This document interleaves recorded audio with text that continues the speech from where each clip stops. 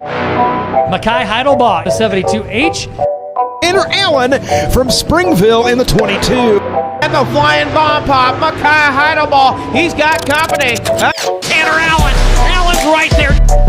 Alrighty, can you guys introduce yourself? Give us your name, car number, where you're from, and how long you guys have been racing. Well, I'm Tanner Allen from Lisbon, Iowa, in IMCA stock cars, and I have been racing. This will be my 21st year. I'm Miciah Hidlebaugh, and I'm from Menlo, Iowa, 72H, and I race IMCA stock car, and I've been racing for 6 years. Alright, how did you two meet? In the go-kart world, we raced Newton, we ran the Tulsa shootout together, and that was pretty much how we met. Yeah, I don't remember the exact place or time, but just growing up racing together, we always saw each other at the tracks, probably hung out a little bit. I don't know, it was a long time ago. How did the name B-Main Bobbies come about? So, at the fall bash at Tipton, we both missed the A main, so we both had to run B mains. So it came about as a total joke, started calling ourselves the B-Main Bobbies. And then shortly after Tipton, Tanner and I came up with the idea of starting this whole deal, calling ourselves the B-Main Bobbies. Yeah, and like you said, it was just a complete inside joke because everybody's been there in a B-Main, and we happen to find ourselves in there more than we want to, but just saw a lot of potential to make a brand out of it, and hopefully we can keep it growing and turn it into something pretty cool. What are your goals for the 2024 race season? Win more races, obviously. I don't know, just keep working. For me personally, I want to keep working on my racecraft, and obviously want to win more races. I won 2 last year, being my first year in IMCA stock cars, so just try and win more races, get better with my racecraft, and hopefully be more competitive in bigger shows. I mean, I can vouch for that. Definitely win more races. I won 3 this year, and this is my 4th year back in the stock car. I know we're both running the 100K show at Farley at the end of the year, so that's definitely a big one. Gonna definitely hit some bigger shows this year. Try to run good at those bigger shows, make them. If not, hopefully pull out a win at them. What is the current schedule for the 2024 race season? Well, we're still working on it. I know we've both kind of talked. We would like to run some of the Dirt Crown series. I know there's an invitational race at the end of their season at Knoxville Raceway, and Knoxville's, to me, is a really special place. That's where my first memories from racing are, and I've always dreamed of racing there. So part of the criteria to run that race would be a regular with the Dirt Crown series. So that's kind of the direction we're looking. We'd love to get the chance to race in Knoxville, but mostly going to run some bigger shows.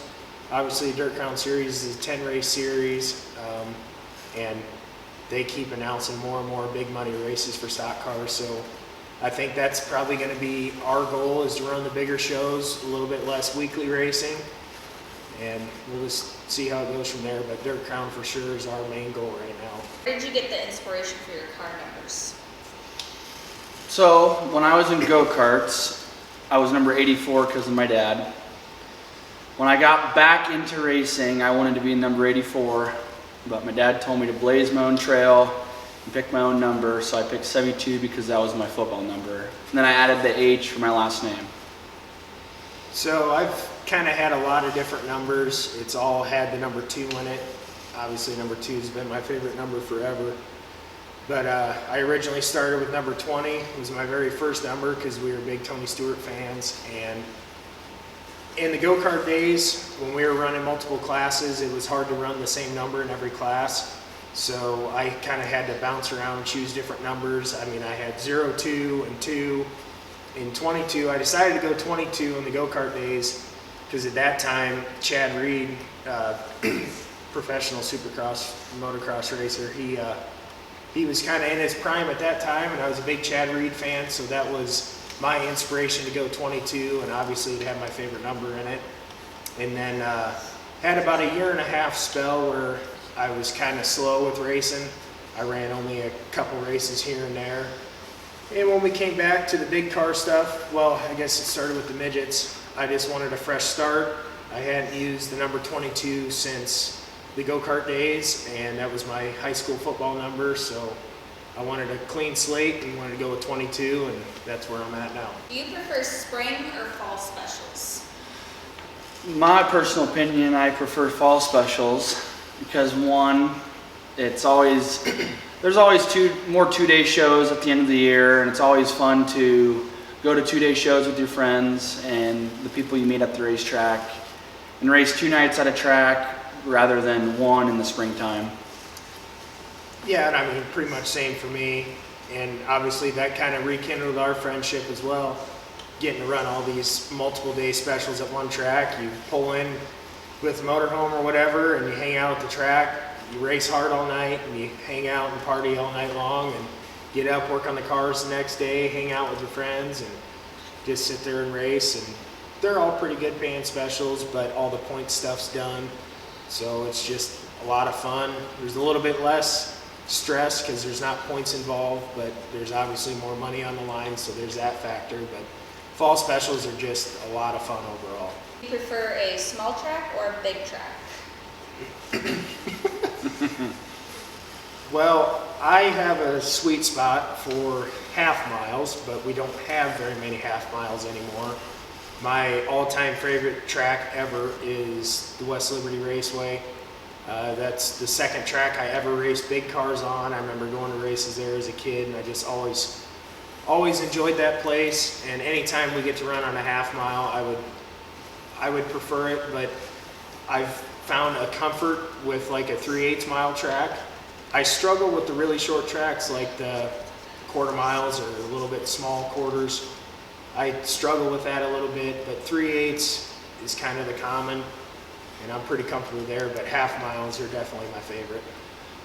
So my dad will always tell everybody that he thinks I'm better at big tracks, considering most of my wins in the stock car have come from bigger tracks. I have one win at a small track, but I like the small tracks just because on a half mile you can get spread out and just it gets kind of boring where a lot of things can happen on a small track, and it just makes you have your eyes open and stay aware and alert of your surroundings. What has been your favorite or most memorable race throughout your career and why? Well, I want to say last year at Stewart was definitely a pretty memorable one just because my hobby stock days, we bought a car from Jamie Sherm and the Sherms, and they have always been really good at Stewart, and I've always wanted to win at Stewart considering it's my home track. I never could. Stock car I tried, never could. And last year we were fortunate enough to lead the one lap that counted and had a last lap pass for the win. I would say that one's the most memorable, but close second would be making the big dance at Super Nationals. I got a couple, so I would say the most memorable for me would probably be the Chili Bowl the first time. I had been there, obviously Miciah and I both raced the shootout there as kids, and when you're down there at the shootout and you look up at those banners to see all the people that are previous winners, and then they have the Chili Bowl banners hanging there, and I think everybody that races at the shootout has the dream of racing the Chili Bowl someday, and finally getting that opportunity was incredible. It was like a childhood dream for me. So, and then actually being a little bit competitive in it and being able to transfer a few mains in the alphabet soup was pretty cool. That would probably be my most memorable. Obviously we don't know what the future holds, so there would probably be more, but this previous year in the stock car, I got my first win our 7th night out at the West Liberty Raceway. And that was my first win in racing in 12 years. So being able to get that win in a brand new class at my favorite racetrack and beating Johnny Spa there, which that is Johnny's best track by far. Anybody will tell you that if you beat Johnny at West Liberty, that's saying something. So that was very special for me. If you could go into another IMCA class, what would it be?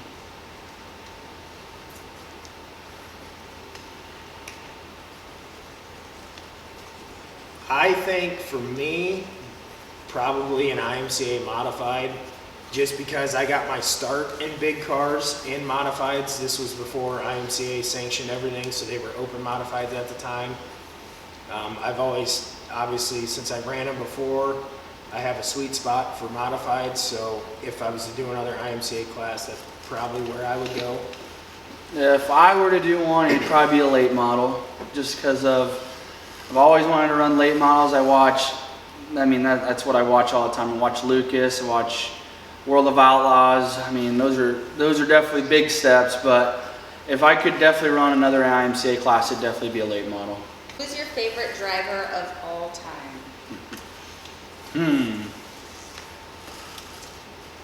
My favorite driver of all time would be Casey Kane. I was a die-hard Casey Kane fan pretty much my whole childhood, and I felt very relatable to him because he came from the dirt racing world, and just seeing him make it up to the highest level in the United States of the NASCAR Cup Series, that was always very relatable to me, and I just loved everything about his brand, and he was by far my favorite. Well, growing up, I really never had like a big time favorite.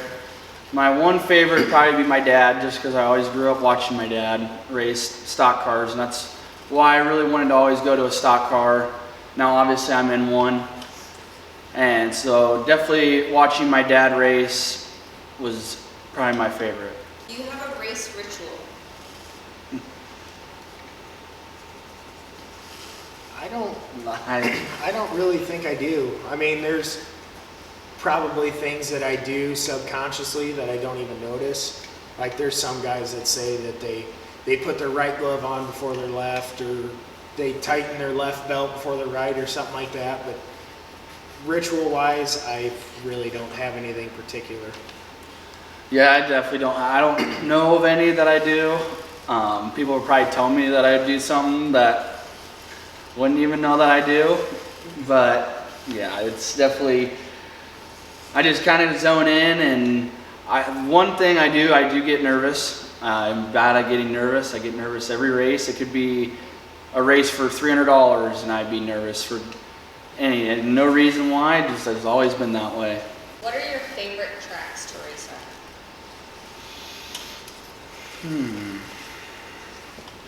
I mean, I travel around to, this past few years, I've really traveled around to different tracks. My one favorite track is actually no longer around anymore. It was I-80 Speedway. We always would go down there for the Cornhusker, and it was always a blast, nice facility. But if I had to pick up my favorite track to race on now, I would definitely say Stewart Speedway. Man, that's tough for me. Obviously, West Liberty has always been my favorite, but I've been fortunate enough to be racing long enough now that I have raced all three configurations at Farley Speedway, and the way that the newest configuration of the high bank 3/8 mile, it's just super fast. It produces really good racing. I would say a 3/8 mile track that is built similar to Farley would probably be my favorite right now, but like I said, West Liberty's definitely got a sweet spot in my heart for me. If a track is one lane, what would you prefer it to be? Definitely on the top. Absolutely. I would rather it be a train on the top than putter on the bottom. The reason why is if you mess up on the top and spin out, more than likely you're not going to get hit. But if you're in a train on the bottom and somebody spins out, it is probably going to be carnage down there. And two, you got to watch out people running over you. I mean, I would definitely prefer to be a fat cushion at the wall on the throttle. that when you're running up against the wall, if there is a wall, it hurts a lot less if you hit the wall up there. That is definitely true. But yeah, I would definitely say the top dominant would be for me too. What is a race you wish you could take back? A race that I could take back.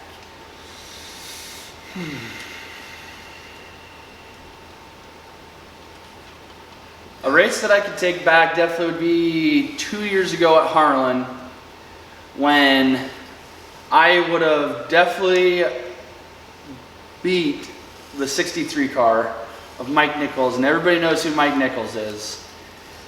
I showed my cards too early as a rookie mistake in the stock car, and I showed the top way too early, and Mike jumped on it, and instead of crossing him over, I just lifted for him.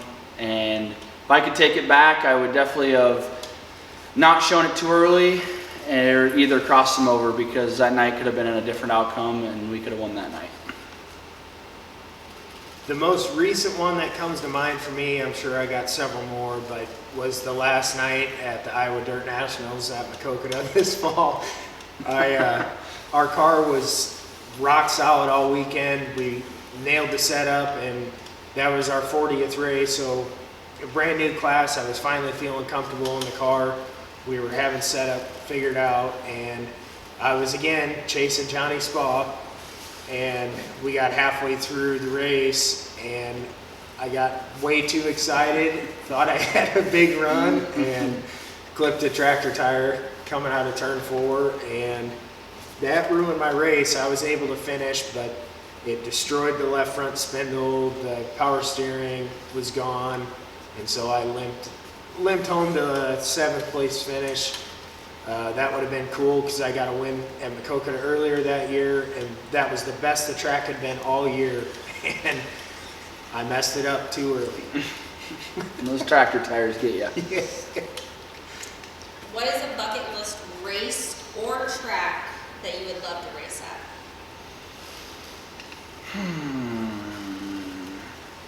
Bucket list track. Well, they don't do it anymore, and it was definitely going to be a bucket list track. It was definitely Bristol. But now, gosh, I can't think of one that I would want to race at.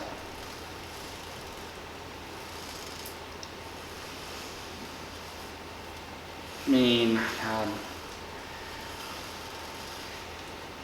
I mean, watching the late models, watching the Dirt Million in the late models and sprint cars, it'd be a blast to race around Eldora. But if Peyton Taylor can make it happen, which he should, we'd probably definitely come. Yeah, Eldora is definitely on the bucket list for me, but back to what I said earlier about Knoxville, a bucket list race for me would be the Knoxville Nationals in a 410 sprint car. I ran a little bit of open wheel stuff. My earliest memories of being around racing was going to the Knoxville Nationals every year as a kid before we even started racing go-karts. So I've been a big sprint car fan my whole life, so the Knoxville Nationals would definitely be it for me. What is the dumbest thing you have done during a race? Stepped on my wiener. Yep.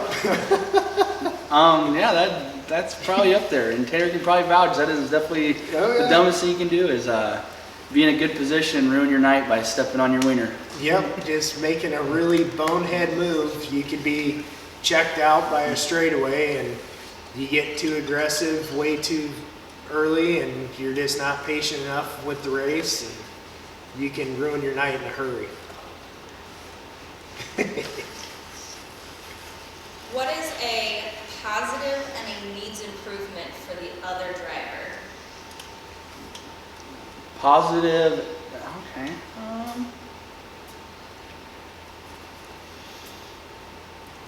Change your lines up. Definitely try the different line. If you, I would say definitely if you can't get around the guy on one lane, instead of following him, try a different line. Yeah. I would say, yeah, I definitely could work on that. I would say probably patience. Just it's really easy when you know you have a good card to get super aggressive, and like you just said, you showed your cards too early. Sometimes you just have to be a little bit more patient while still being aggressive. That would probably be my positive. Negatives, I don't really I don't have a negative. If you both were first and second in a big race, what would you do to win, and what would you expect the other person to do to win? What I would do to win, if I could, I would throw a haymaker of a slider, probably clear him by a country mile, and I would hope that he would be generous enough to lift. And if I didn't clear it, at least I tried to win it. But yeah, I would definitely throw a major slider for the win. Likewise, I would probably try to do the same thing. I would obviously say, for instance, this 100 grand to win at Farley.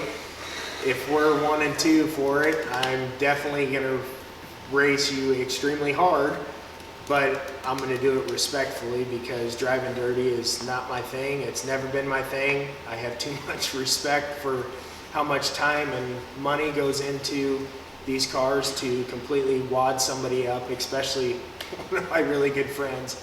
But I would definitely race you really hard, and I would make sure that it was as respectful as possible.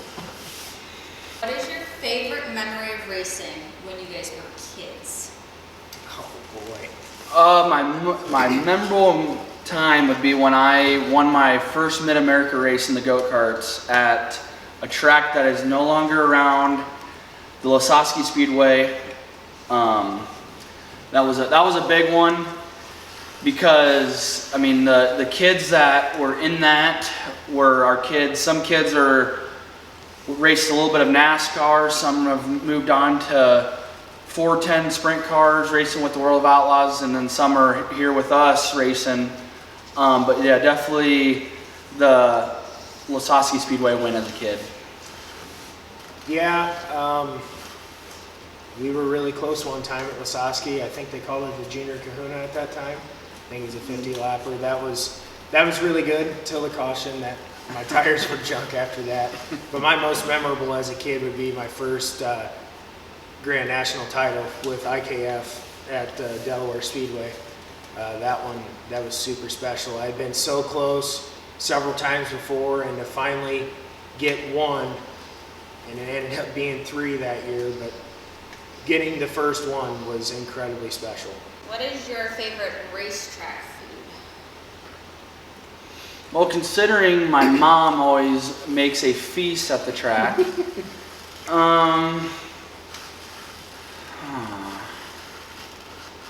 I usually just get, people are a big superstitious on things, really superstitious, but I don't really believe in that. So I mean, chicken strips, wouldn't really care about it. I'd still eat them. So, with that being said, when I first started in big cars and we were racing at West Liberty, their concession stand used to have the best chicken strips ever. I had to make sure I got them every night I raced there. Who are your biggest supporters, and do you want to shout out your sponsors? I'd definitely say my one supporter is my fiance, Carly, and my dog Hoosier. When my parents can't make it to the race, I always can count on the one person that always is there with me, and that is her. Definitely my big sponsor, my dad, Finish Line, but EMW Trucking, Team Elite, Uptown Bar and Grill, Llewellyn Enterprises, G-Bass Power Glides, J2S or JS2, Gano Excavating, Big Deal Car Care, Seidel Services, 22 Enterprise, Spirit FX, Perfect Clean, and Dirt Defender. They came on board this year at the end of the year, and he's got a new Easy Tear And I haven't got to use it yet, but I definitely got one. I would recommend getting one. But his products are by far the best on the market. Yeah, and I mean that goes for me too. Obviously, my girlfriend Cassidy, she makes my life a lot easier when we go to the races. She takes a lot of stress off of me. She does everything in her power to make race day as easy as possible for me. And after her would be my dad. I don't have a single memory in racing that doesn't involve my dad. So those two are by far my biggest supporters. My entire family, we've been a racing family my whole life. I couldn't imagine trying to race without their support. Also, probably should mention my the chassis builder too, because if I wouldn't have that, I probably wouldn't have a car. But yeah, B&B Chassis definitely is. I recommend their cars. I mean, they're all over the place. Paul builds a great car. It's definitely been one of the best cars I've had in my racing career. I mean, it's gotten me all these wins that I have now, and it's pretty fortunate. And also BHE, Braden builds some pretty darn good shocks and gets this thing really rolling at the racetrack. Yeah, and then all of my sponsors, I've had a lot that have supported me throughout the years, and they continue to come back. So that's super humbling to me that they continue to support me. Stolde Farms, Dale and Sarah Stolde, they have supported me since I started in big cars. I honestly couldn't imagine where I'd be if it wasn't for their support. But Stolde Farms, Junction Auto Sales, CDL Jobs, Johnny Spa Race Cars. Johnny's been trying to get me in the stock car class for a long time, so far that has been a very good move. KBS Storage, Bill's Tap.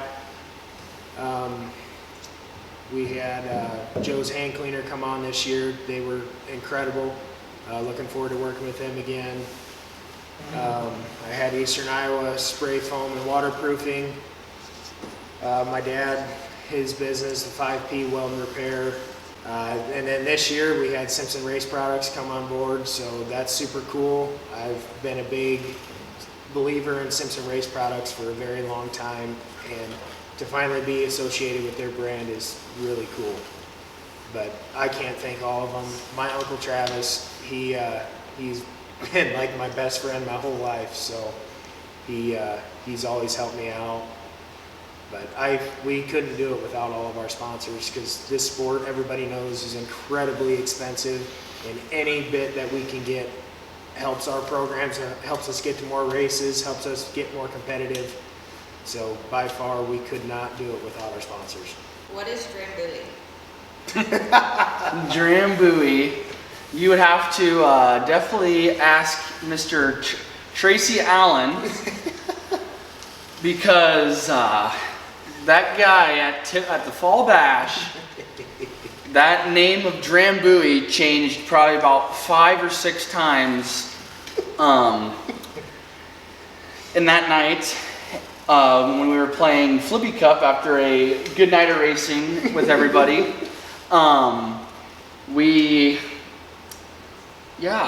That's a Tracy drink. And he drinks that stuff straight, and he always tells me, you drink Drambuie and it makes you do Kung Fu. Is there anything else you want to say to each other, to your fans, to your families, to your sponsors? Definitely the shirt link that we had posted on, Tanner had posted, I had posted it. We are going to reopen it closer to race season as a mutual thing. We thought together that it just wasn't pushing like we thought it would, and like we thought it would, or we would put more content out and get people kind of drawn to what we're trying to do here. And this is a deal we came up together to try to help both of our racing programs and get our names out there and help with costs of racing. I mean, you go out and buy a t-shirt, that's going to get us a pit pass, and I mean, that's plenty. I mean, $25 a night for us to race, I mean, that even get you a thank you if we won in Victory Lane, or another interview along the night. I mean, all support, I mean, is welcome. It doesn't matter if it's $1,000 to $25. But we always encourage you to go buy one because it's going to help Tanner and I both keep our racing programs going. So we're going to open that up closer to race season. We'll definitely post the link. He'll post the link, and we'll keep everybody posted on that. Yeah, like he said, I think this brand could turn into something pretty cool. We wanted to keep it very relatable. I mean, people find themselves in B-Mains all the time, from the best of the best to your weekend warriors. I mean, it happens. But we designed the shirt to where it is kid-friendly and all the way up to adults. But like you said, every ounce of support we get, it helps us tremendously. That pit pass goes a long way. So if you guys can continue to support us, we're going to keep working to try and get as much content as we can. We want to really try and grow this brand a lot this year, especially since we're going to be running bigger shows. We want to not only be known for our personal brands with our cars, but we want to build this brand collectively going forward as us racing together. So we thank you guys for the support already, and we're looking forward to growing more support as time goes on.